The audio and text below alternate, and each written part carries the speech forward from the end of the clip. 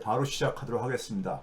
오늘은 제가 100년 전과 현재의 상황을 100년 전과 현재의 상황을 좀 이제 비교하는 이게 이제 왜 이걸 비교를 하냐면요. 지금부터 100년 전이 1920년대잖아요. 지금이 2020년대고요. 1920년대가 바로 이제 대공황이 발생하기 바로 이제 직전에 이제 그러니까 이 세계였었잖아요. 1920년대가요. 그렇죠. 그러다 보니까 이제 하고 크리스틴 라가르드가 이제 최근에 IMF에서 이걸 좀 비교하면서 좀 이제 그 연설을 하면서 스피치를 하면서 이게 좀 화두가 됐기 때문에 그러고요. 향후에 지금 그러니까 지금 우리가 놓여 있는 상황의 거시적인 흐름이 어떻게 지금 가고 있는가를 좀 이제 우리가 짚어보기 위해서 이 주제를 잡았습니다. 그리고 여기에는 우리가 결국 우리한테 무엇을 우리가 시사하는가와 관련돼 가지고 제가 밑에 이제 대한민국인들이 어떤 결정을 하냐에 따라서 한반도 동북아 그리고 세계의 운명이 결정될 것이다. 이제 이런 이제 결론을 제가 이제 이렇게 담아냈는데요. 이건 뭐 우리가 항상 하는 얘기죠. 한반도가 놓여져 있는 하나의 역사적인 하나의 운명이라는 것이 한반도뿐만 아니라 동북아 그리고 세계의 그러니까는 이 운명과 밀접하게 관련되어 있다는 이런 통찰력을 보여주시는 분들은 역사학자라든가 아니면은 그다음에 통일운동 하시는 분들이 오래전부터 많이 얘기해왔던 분들이 얘기해왔던 점이 있죠. 그래서 이 얘기를 가지고 좀 나눠보려고 하는데요. 그 전에 제가 지금 현 정권이 참 제가 이제 올해 들어와가지고 사실상 끝났다. 윤석열 정권은 끝났다 그랬잖아요. 저는 이제 사망 선고를 받았다고 보는 사람입니다. 그래서 윤석열 정권에 대해서 뭘 왈가왈부 사실 평하기도 평하는 필요성도 못 느껴요. 지금 이제 우리가 흔히 그런 말 있잖아요. 난파선이 그러니까 배가 이제 침몰하게 되면은 뭐 쥐새끼들부터 뛰어내린다 그러는데 최근에 이제 그런 현상들이 우리가 생기고 있잖아요. 그 이유가 제가 이제 겸공에 나와서 여러 번 표현했지만은 이 공직자들이 윤석열 정권의 공직자들이 참 이 도덕성이 심각합니다. 기본적으로 거짓말을 거의 밥 먹듯이 해요. 거짓말을요. 우리가 노노의 무신분립이라는 말이 있죠. 백성이 그러니까는 믿지 못하면은 나라가 그러니까는 제대로 굴러갈 수가 없다. 그런 얘기죠. 무신분립이요. 이게 공직자의 그러니까 사명이고 서양 세계에서는 소위 말하는 선진국에서는 그래서 우리가 공직자의 거짓말은 굉장히 엄격하게 사실은 처벌을 하고 취급을 하고 있죠. 대통령이 거짓말을 하게 되면 탄핵 사유가 되기도 하고 그러잖아요. 그렇죠? 이 공직자의 기본이 무너져 버렸어요. 무너진 정권입니다. 그거와 관련해서 제가 몇 가지 뉴스만 좀 제가 간단하게 소개를 하고요. 겸공해서 제가 좀 더 자세하게 얘기할 거기 때문에 여러분들에게 갈게요. 이게 이제 지난주에요. 지난주에 이제 그 프레스센터에서 소위 말해서 관훈 클럽, 관훈 토론회라는 게 있잖아요. 이 관훈 클럽, 관훈 토론회라는 게 이제 중견 언론인들의 어쨌든 간에 이 뭐 친목 모임 같은 건데 여기에 이제 소위 말해서 사회 이제니까 우리가 좀 이제 관심이 많이 대상이 되는 사람들을 불러다 놓고 이제 그러니까는 그 소위 말해서 토론회를 여는 거잖아요. 그런데 이 관훈 토론회에서 이제 최상목 지금 현재 경제부총리가 9월 25일 날이니까는 지난주죠. 그 초청받아가지고 거기 가서 이제 토론을 하면서 한 발언에 이제 거기에 이제 그러니까는 토론자 중에 한 언론인이 대통령이 그러니까 윤석열 대통령이 경제가 좋아진다 그러는데 이게 이 근거가 뭐냐 뭐 이런 식의 이제 질문이 있었던 것 같아요. 그랬더니만은 최상목 장관이 하는 소리가 뭐냐면 이게 근거 없는 낙관이 아니다. 네? 윤석열이 이런 발언한 게 근거가 없는 게 아니다. 이런 얘기를 했어요. 그러면서 뭐냐고 했냐면 경제 주체들의 심리를 고려한 발언이다 이런 얘기했어요. 그럼 경제 주체들의 심리는 좋아지고 있다는 얘기잖아요. 쉽게 얘기해서요. 그 얘기를 이제 하는 건데 제가 이제 그 겸공에서 제가 그런 얘기 많이 했잖아요. 이 정권이 굉장히 거짓말을 습관적으로 하면서 거짓말을 덮기 위해서 더 큰 거짓말을 자꾸만 한다 이런 얘기를 제가 표현하고 있는데 그래서 사실 용산의 대통령실은 사실상 거의 그러니까 제가 볼 때 사기꾼 집단처럼 돼버렸다 이런 얘기를 제가 겸공에서 했잖아요. 제가 이걸 딱 보면서 뭐냐면은, 이 경제 관료들, 소위 말해서 이제 고위 관료들이죠. 최상목을 비롯해서요. 이전에는 추경호였었고요. 이 경제 사령탑이라고 하는 사람들이 혹은 대통령실에 있는 정책실장이라든가 비서진들이 윤석열한테 잘못된 정보를 주입을 하는 거죠.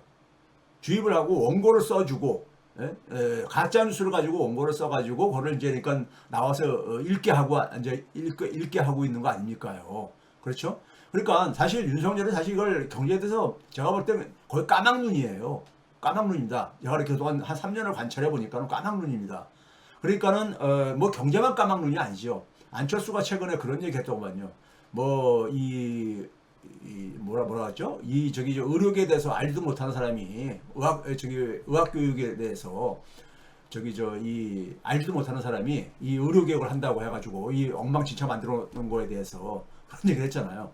이 양반이 사실 그러니까 평생을 그러니까 사실 특수부 검사질 하면서 그러니까는 그거 이외에는 그러니까 다른 분야에 대해서는 이 훈련이 안 되신 분이에요. 전혀요. 이거 그러다 갑자기 대통령 된 거잖아요. 갑자기요. 네? 갑자기요. 자, 그래서 이제 이것과 관련해서 이 뉴스가 나오는 걸 보고서는요, 제가 참 심각하다. 근데 이런 답변을 듣고서는 언론인들이, 중견 언론인이나 사람들이 한마디도 지적을 안 해요. 문제는요. 또 심각한 거는. 자, 이 경제 주체들의 심리를 고려한 발언이다면은 경제 주체들의 심리에 대한 데이터들이 있어요. 데이터들이 있습니다. 자, 이거 보게 되면요. 한국은행에서 매달 경제 심리 지수, 소비자 동향 조사라든가 이런 걸 발표를 해요. 이건 어느 나라나 웬만큼 그러니까 큰 나라들은 다 하고 있는 겁니다. 하고 있는 거예요. 그러니까 경제 심리 지수라는 용어가 있습니다. 영어로는 ESI, Economic Sentiment Index 해가지고 경제 심리 지수죠. 우리말로 그대로 번역을 하게 되면요. 여기서 이제 기업 경기 조사라든가 그다음에 경제 심리 지수 이런 것들을 조사를 해가지고 발표를 해요. 매달이요.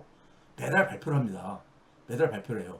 근데 이 경제 심리 지수가 일종의 뭐냐면은 민간의 경제 주체들의 앞에서 최상목이 얘기한 소비자하고 기업이잖아요. 민간의 양 경제 주체는요. 소비자 심리 지수하고 그다음에 기업 경기 조사를 이걸 합성을 해가지고 만듭니다. 그래서 밑에 보게 되면은 테이블에 뭐라고 되어 있습니까? ESI 구성 항목에 보게 되면은 모두 이제 7개 항목으로 되어 있지만 기업이 한 5개 항목, 그 다음에 소비자가 2개 항목 해가지고 BSI라는 것이 비즈니스 센티먼트 인덱스라는 얘기거든요. 기업들의 그러니까 우리가 이 심리 지수죠. 기업들의 경기에 대한 심리 지수죠. 기업들이 느끼는 거니까 심리적으로 느끼는 거예요. CSI는 컨슈머, B는 그러니까 비즈니스고 C는 컨슈머입니다. 그러니까 이 두 개를 합성을 해서 이제 경제 심리 지수를 매달 발표를 해요. 발표를 해가지고 20년간이니까는 최근에 9월 달께 발표가 됐으면은 20년이면은 지금부터 20년 전이면은 연도를 기준으로 했을 때 2023년을 기준으로 해서 20년이면 2003년부터잖아요. 2003년부터 2023년 12월까지의 이 평균값을 100이라고 놓고 100이라고 놨을 때 이 나온 숫자가 나온 숫자가 100보다 미치면은 굉장히 좀 이제 안 좋게 본다는 얘기고, 경제 주체들이요. 경제를 안 좋게 본다는 얘기고, 100이 넘으면은 그러니까는 좀 낮게 괜찮게 본다는 이런 얘기예요. 예? 여기에서 가중치를 그러니까 합성한다고 했지만은 기업이 한 0.75 정도 가중치가 두고 소비자가 한 0.25 정도 해가지고 경제 심리 지수를 구성을 합니다. 이게 한국은행의 홈페이지에 보도자료에 들어가게 되면은 최근에 조사해서 발표한 거기 때문에 9월 달께 여러분 쉽게 눈에 띄어요. 그걸 쭉 들여다보면은 저 뒷부분에 부록 부분에 이 설명이 되어 있습니다. 경제 심리, 그걸 제가 지금 이렇게 캡처해가지고 제가 올려놓은 거예요. 캡처해서 올려놓은 겁니다. 자, 그럼 이 수치를 윤석열 정권이 출범한 게 2022년 5월이잖아요. 5월 10일 날 출범을 했잖아요. 그래서 아주 장기를 볼 필요는 없고 2022년 1월 달부터 최근께 그러니까 9월 달께 발표되는 전달 걸로 이제 집계가 되는 겁니다. 그래서 8월 달까지가 수치가 좀 나왔어요. 근데 경제 심리 지수 8월 달이 맨 오른쪽에 우측에 보게 되면은 빨간색으로 표시되어 있잖아요. 94.2라고요. 94.2요. 근데 2022년 그러니까는 5월달 윤석열 정권 출범하는 5월달에만 4월달 5월달만 하더라도 106 정도 됐었다고요. 106이요. 그러다가 쭉 떨어져 가지고 계속 거의 100 밑을 가고 있잖아요. 네? 100 밑을. 그러면은 여기서 이제 그러니까 우리가 윤석열이 이제 얘기한 게 뭐였냐면은 7월 달에 잠깐 반등을 합니다. 크게 반등한 게 아니라 6월 달에 94.7 하다가 이것도 100 미치잖아요. 다 100 미친 거야. 94.7에서 7월 달에 95.9로 조금 반등을 해요. 개선이 된 거죠. 네? 조금. 근데 뭐 근본적으로 개선된 건 아니잖아요. 이걸 가지고 제가 볼 때는 경제 관료들이 윤석열한테 잘못된 정보를 주입을 한 거예요. 경제가 개선되고 있습니다. 심리가 나아지고 있습니다. 이렇게 한 거야. 이걸 가지고 이제 윤석열은 대외적으로 떠들어대고 있는 거고요. 그런데 8월 달에 다시 이게 곤두박질했잖아요. 94.2로요. 6월 달보다 더 떨어졌잖아요. 네? 더 떨어졌어. 그러면 이 자료는 쉽게 접근할 수 있는 한국은행에 들어가게 되면 있는 자료예요. 한국은행이 매달 발표하기 때문에. 매달 발표하거든요. 매달 발표하기 때문에 이 자료는 있는 거라고 수치가요. 네? 수치가 있는 건데 이걸 가지고 중견 언론인이라는 사람들이 이거 왜 반박을 못하냐고. 경제 심리 지수가 지금 경제 심리를 나타내는 데이터가 통계 지수가 경제 심리 지수라는 게 있고 그걸 각국의 중앙은행들이 이걸 조사해가지고 발표하고 미국 같은 경우 뭐 여러 군데서 이제 이걸 집계해서 발표를 하지만은 대한민국은 이제 한국내에서 이걸 집계해서 발표한단 말이에요. 발표를 하면 이 수치가 있는데 이거는 그러면 우리가 하나의 공식적인 하나의 통계잖아요. 통계잖아. 근데 여러분들 한번 봐보세요. 2022년 그러니까 이 하반기부터 해가지고 지금까지 경제 심리가 이게 지금 우리가 낮았다고 볼 수가 있습니까? 예? 100미터를 계속해서 횡보하고 있는데 이거를 그러니까 최상목이 그러니까 최상목이 뭐라 그랬습니까? 아까 바로 경제 주체들의 심리를 고려해서 하는 발언인데 이게 그러니까 근거라는 거야. 그러니까 경제 심리가 그러니까 좋아지고 있다는 거잖아요. 그러니까 개선되고 있다는 거 아니에요. 그래서 대통령도 그것에 근거해서 얘기하고 있다는 거잖아요. 이런 얘기를 그러니까는 한 나라의 경제부총리라는 사람이 이거 거짓말이잖아요. 이런 거짓말을 그러니까 어떻게 그 공식적인 행사 그 자리에서 저는 얘기를 할 수 있는 그 뻔뻔함이 어디서 나오는지 모르겠어요. 도대체가요. 이 자료를 모를 리가 없다고. 이거 매월 한국은행에서 발표하는 거고 이걸 언론들이 기사화하거든요. 대부분 기자들은 최근가만 이렇게 숫자를 보도하지만은 이건 그냥 쉽게 추적이 되는 거예요. 매월 발표하기 때문에 누적돼가지고 발표하는 거기 때문에 통계청에 들어가도 이 자료가 쭉 있고요. 그렇죠? 그러면 윤석열 정권 들어와가지고 100m 떨어져가지고 100 이상으로 회복이 된 적이 없잖아요. 회복이 된 적이 없잖아. 민간의 경제 상황이 지금 민간 경제 주체들이 느끼는 경제 심리가 지금 그러니까 얼마나 안 좋은지를 지금 보여주고 있는 통계 수치가 있는데 뻔히 있는데 이걸 가지고 거짓말을 하고 앉아있다는 게 저는 끔찍한 거예요. 여러분 이런 거를 있잖아요. 서양에서는 가볍게 안 봅니다. 공직자들이 이런 거짓말을 하면요. 거짓말을 하면은 근데 이걸 거짓말을 해가지고 대통령한테 그러니까 가짜 뉴스를 그러니까 퍼뜨리게 만드는 거잖아요. 많은 국민들은 대통령이 설마 거짓말 하겠어? 이런 식의 이제 그러니까 이 생각으로 그걸 그대로 받아들이는 경우도 있고 그러잖아요. 통계적으로는 그런가 보다 이렇게 갈 수 있잖아요. 근데 통계적으로 안 그렇다니까. 예. 자, 그다음에 이제 또 하나 이제 자료가요. 이 매달 이제 그러니까 금융안정 한국은행은 그러니까 금융안정도 그러니까는 목표로 추구하고 있는 목표이기 때문에 물가 안정과 더불어 가지고 금융안정 상황 보고서를 그러니까 매달 발표를 합니다. 그리고 1년에 2번 금융안정 보고서를 국회에다가 이제 발표를 하고요. 연간 2회. 근데 매달 원래 발표하는 것을 보게 되면 금융기관들의 그 상황에 대해서 우려스러운 부분들, 금융기관의 우려스러운 부분들을 쭉 이렇게 이제 항목별로 정리를 해요.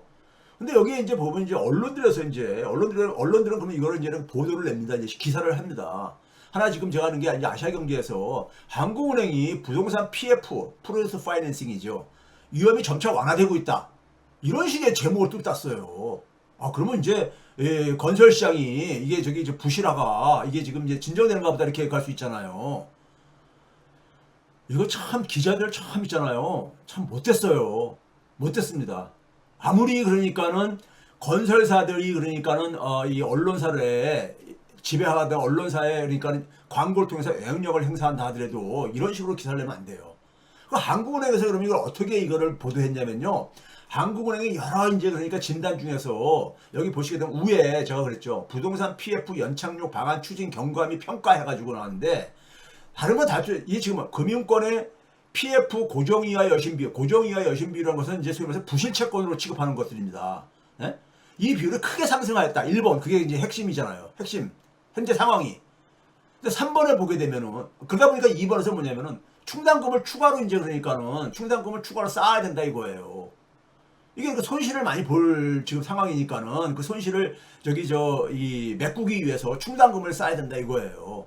네? 충당금을요. 우리 아파트 생활하게 되면 장기수선 충당금 이런 말 있잖아요. 미래를 위해서 미래에 예상되어지는 어떤 하나의 비용 발생에 대해서 그러니까는 거길 그 비용을 그러니까 우리가 그 보전하기 위해서 충당금이라는 거를 이제 우리가 항목을 잡아가지고 장기 수선 충당 아파트를 그러니까 장기적으로 수리 수선하거나 아니면 뭐 이 이 아파트 도벽 색깔을 바꾼다거나 이런 것을 쓰는 게 장기 수선 충당금이라는 게 있잖아요.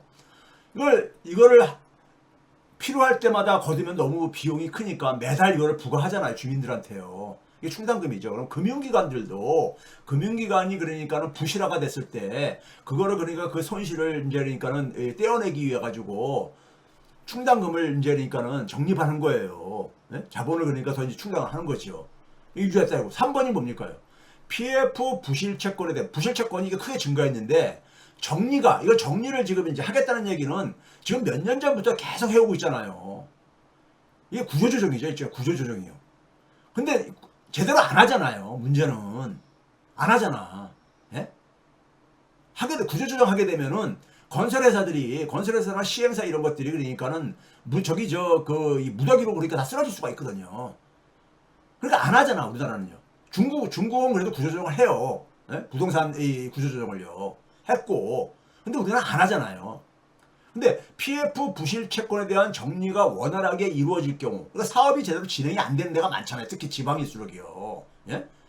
그러면 이게 이제 그러니까는 이거를 구조조정이 원활하게 만약에 된다는 경우를 가정을 해가지고 이걸 하게 되면은 점차 개선될 거다. 부실 채권 비율이. 이건 하나만 하는 소리잖아요. 하나만 하는 소리잖아.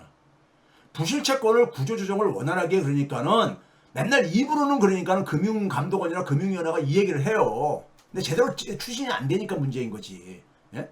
그러니까 부실채권 비율이 그럼 점차 개선될 거다. 이거 원론적인 얘기잖아요. 그래서 점진적으로 완화될 것이 보인다. 근데 이걸 가지고 기사는 어떻게 했느냐? 부동산 PF 위험이 점차 완화되고 있다. 이게 기사가 이게 맞는 기사입니까?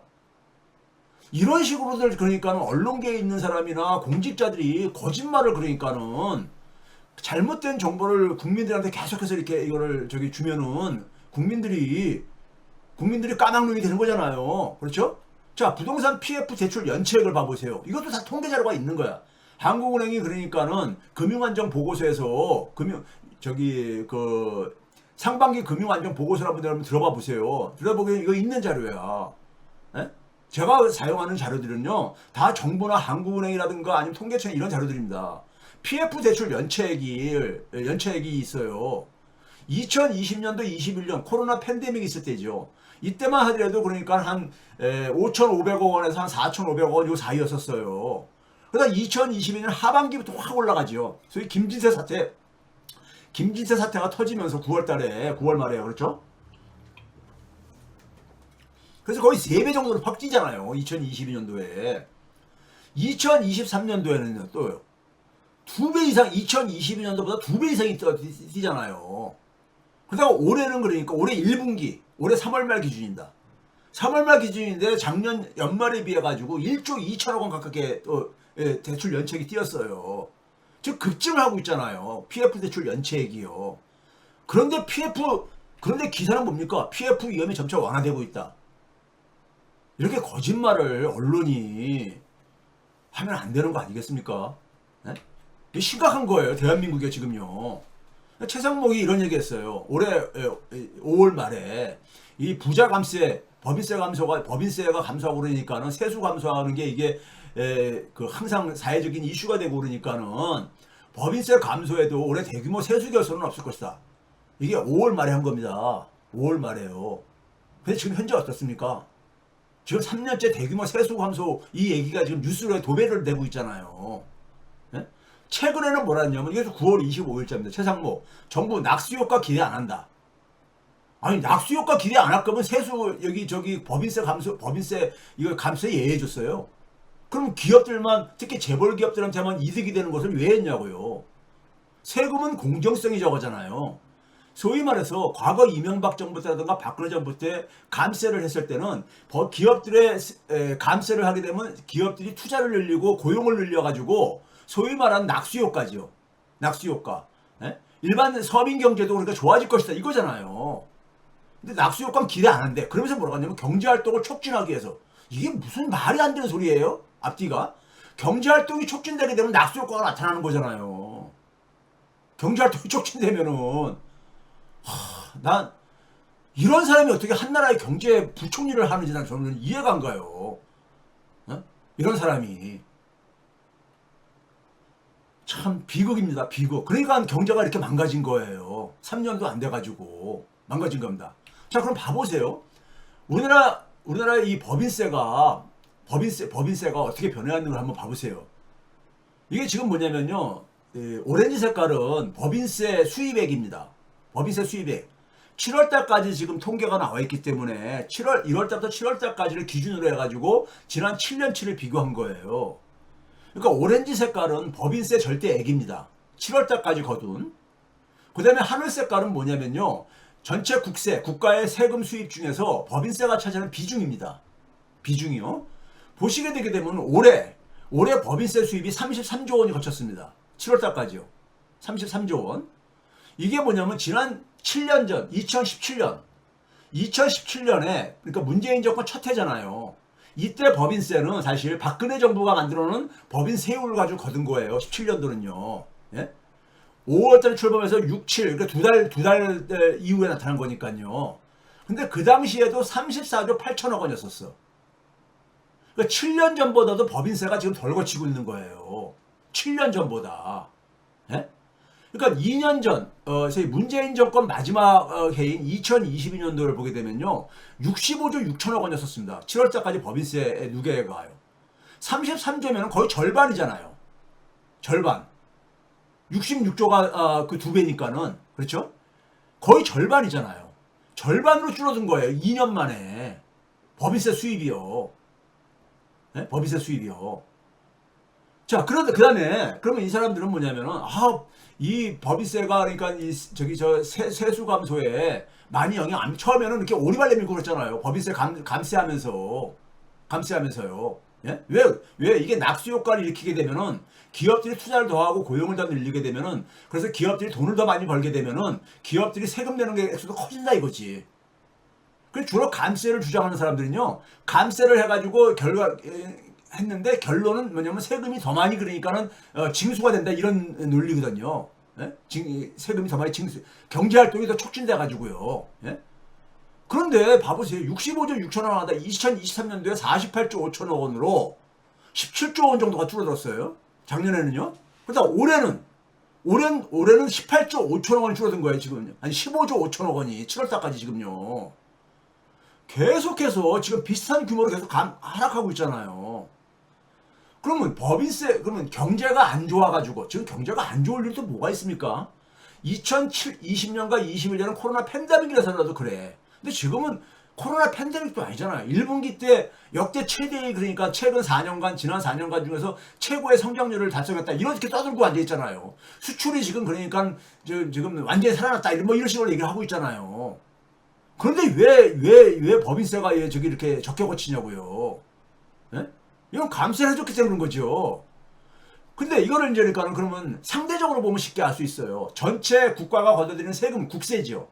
국세 중에서 법인세가 차지하는 비중을 보게 되면요. 올해 15.8%가 떨어졌습니다. 문재인 정권 때는 코로나 팬데믹 때를 빼고서는 한 20%대, 많을 때는 25%까지 올라갔잖아요. 근데 이게 국세 중에서 15.8% 떨어졌다는 얘기야. 떨어졌어요. 그럼 뭡니까요? 국세 상대적인 비중이니까는 법인세 비중이 줄어들었다는 얘기는 나머지 세금에서 더 많이 이걸 채워야 된다는 얘기잖아요. 나머지 세금이 뭐예요? 소득세. 그 다음에 또 뭐가 있어요? 소비세, 부가가치세 같은 경우에. 이런 것들이잖아요. 예? 법인들한테 법인세 감세하게 되면 누가 제일 혜택 보는지 아세요? 상위 0.1% 소위 재벌기업들 다 혜택을 집중된다는 얘기 제가 여러 번 보여드렸잖아요. 통계 수치로요. 그렇죠? 그러고 나서 이 사람들 뭐 하냐? 퇴직하고 나면은 삼성전자 이사의 의장으로 간다거나, 예? 이런 식으로 하는 거예요. 이게 바로 모피아의 저거죠. 예? 국가의 그러니까 공공 자원을 자기 개인들의 자기 조직의 이득을 위해 가지고 이렇게, 예? 남용을 하고 앉아 있는 거니까요. 예? 남용을 하고 앉아 있는 거니까 이건 그냥 범죄자들이죠. 사실은요. 범죄자들인 거야. 예? 그렇죠? 국가 재정을 그러니까 근간을 무너뜨리면서. 자, 그 다음에 이제 우리가 기업의 활동을 촉진한다 했잖아요. 그러면 경제 심리 지수에 소비자 심리 지수 있고 기업 심리 지수라는 게 있습니다. 기업 심리 지수요. 기업 심리 지수도 한국은행 그 같은 자료에 보게 되면요. 제가 부록 2에 이게 있어요. 이게 있습니다. 네? 그래서 이것도 마찬가지로 똑같은 방법으로 그래가지고 제조업 5개, 비제조업 4개 해가지고 이걸 그러니까는 조사를 해요. 조사를 해서 매달 발표를 합니다. 매달 발표를 해요. 그래서 100 미치면은 이게 비관적으로 본다는 얘기고 100보다 높으면 낙관적으로 본다는 거고 향후 경기를 이렇게 본다는 얘기 있는 겁니다. 기업 심리지수 봐보세요.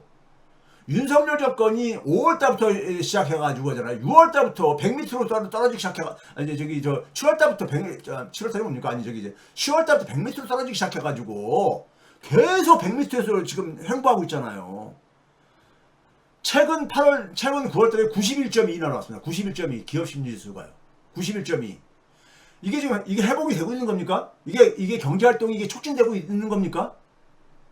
기업들이 이렇게 법인세를 깎아줬으면은 기업들의 심리가 경제 투자도 늘리고 막 이렇게 하면서 갈 게 아닙니까? 기업의 심리가 뭐가 개선되고 있어요? 수출이 잘 된다고 그러는데 뭐가 심리가 개선되고 있냐고요? 기업들의 심리가. 예? 이런 새빨간 거짓말들을 계속 하고 앉아있으니, 예? 공직자와 언론들이 말이에요. 이건 한국은행이라는 공공기관에서 공식적으로 만드는 통계잖아요. 예? 근거가 있는데 그거를 가지고 이렇게 호도를 하면은 그러니 나라 경제가 이 꼴이 된 겁니다. 예? 나라 경제가 이 꼴이 된 이유가 이 사람들은 지금 보게 되면은 거짓말하고 나서도 그 거짓말이 왜 그게 거짓말을 하냐 이렇게 질문도 안 하다 보니까 그냥 뻔뻔스럽게 그냥 계속해서 그 거짓말을 계속해요. 저 혼자 목이 아프게 계속 그러니까는 겸공에 나가서 뉴스공장 나가서 얘기를 하면은 뭐 다른 거짓말을 또 맺고 다른 거짓말로요. 대표적인 게 국가 채무지요.